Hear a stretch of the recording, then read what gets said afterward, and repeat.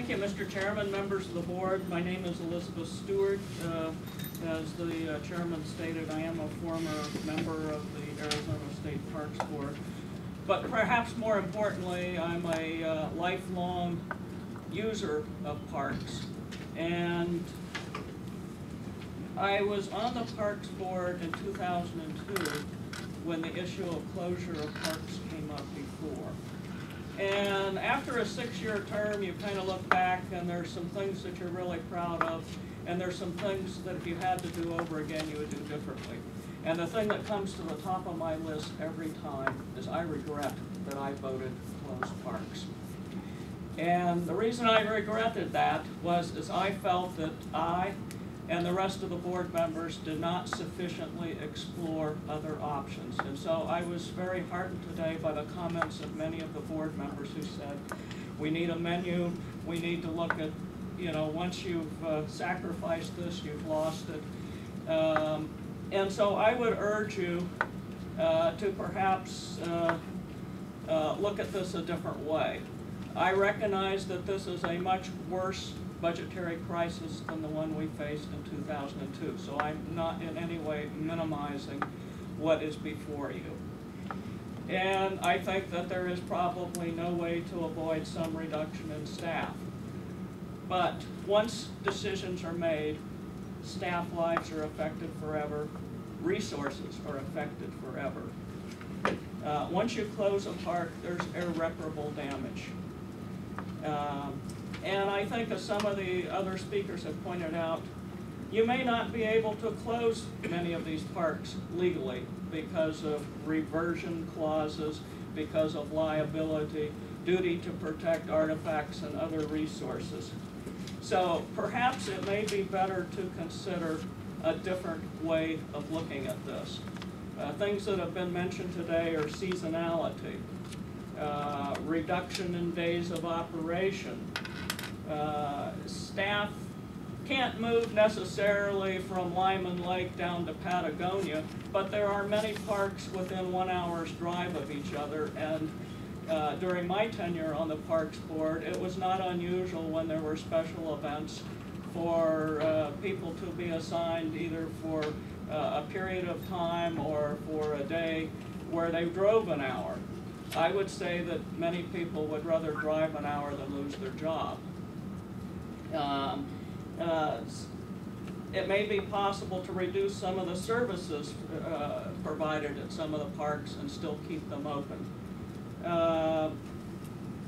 And I'm not really sure why furloughs can't be done at state parks if they can be done at the universities.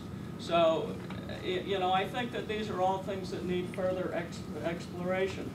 It's obviously more complicated to come up with this type of a menu or options, and it's more difficult to operate, but for the resources, for the staff and for the residents of Arizona, it may be a better way to go, because I don't think, as some of the other speakers have said, that closing the parks is going to get the legislature's attention.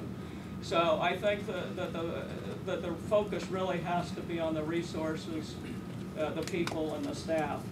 And I am concerned that the historic and cultural parks, although they may be a high cost per visitor, are taking a disproportionate hit on the proposal. And I think it might be well to look at the fact that not much money will actually be saved by closing them. We closed a lot of historic parks in 2002, and we didn't really save much because we had to keep skeleton crews there. It just, you know, we couldn't really board the places up. And the damage that would be done to trying to board up and completely close a historic or cultural park is much greater and much more irreparable than the damage that would be done to a recreational park by shuttering it. So I think that, as Jean Emery pointed out, you have to look at what is the damage that you're doing in addition to what you're saving. And so I would suggest that perhaps you can change your focus it kind of goes back to when I was at the Attorney General's office. I represented a lot of the state agencies, and they were going through performance audits all the time. And one of the auditors said, well, you know, we don't really save any money when we do these performance audits of the small agencies, because there isn't that much there to save. And I think it's the same with the smaller parks that are on the list.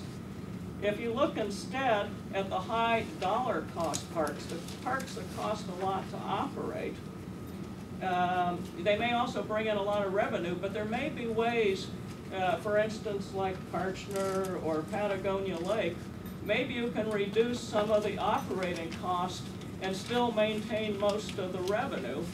And if you can reduce the operating cost in one of those large parks, you can save 6 or 7 small parks. And you can affect a lot less people, and you can affect a lot less in the way of resources. So I applaud the board, and it's not rushing to take any action today. I mean, obviously this is an urgent problem, but I think it's important to do it right, and I have confidence that you will. Thank you. Thank you, Elizabeth. Appreciate your comment. Thank you, Elizabeth. Would you say, Billy? I'm sorry. I just said thank you, Elizabeth. Good. Good. Vic Linoff from HPAC.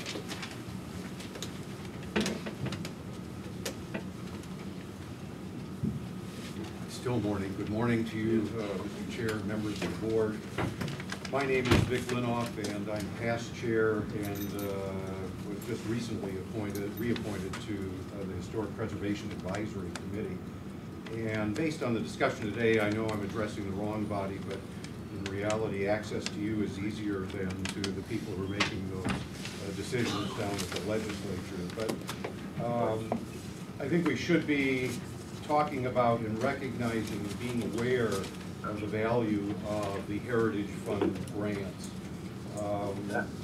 And I appreciate particularly Mr. Landry's remarks regarding, beyond all of the other issues, the legal obligations to honor pre-awarded contracts and determining whether that can actually be done. But in the larger picture, grants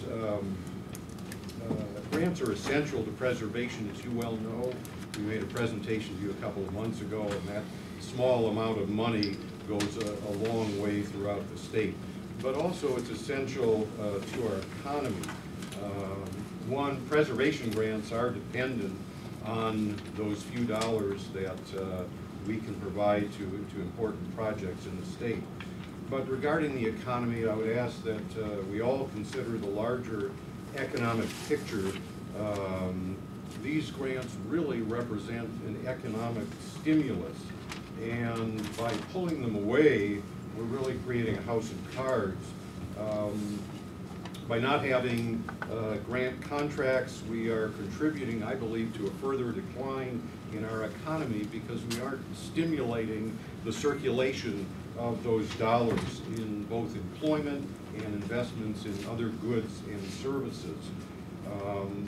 So suspending the grant agreements, in my estimation, violates the real spirit of the voter intent when it approved the Heritage Fund. And as has been said before, the decisions are made by the legislature, but we as citizens on various boards and commissions, one of our roles is really to be the advocate.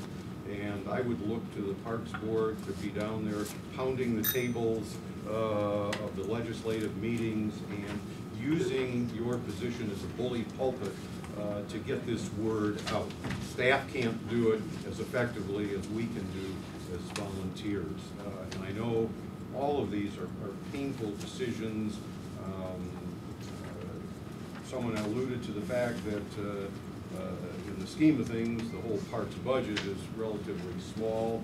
None of us want to waste taxpayer money, but we're taking a disproportionate hit in a number of areas that really provide great benefit to the residents.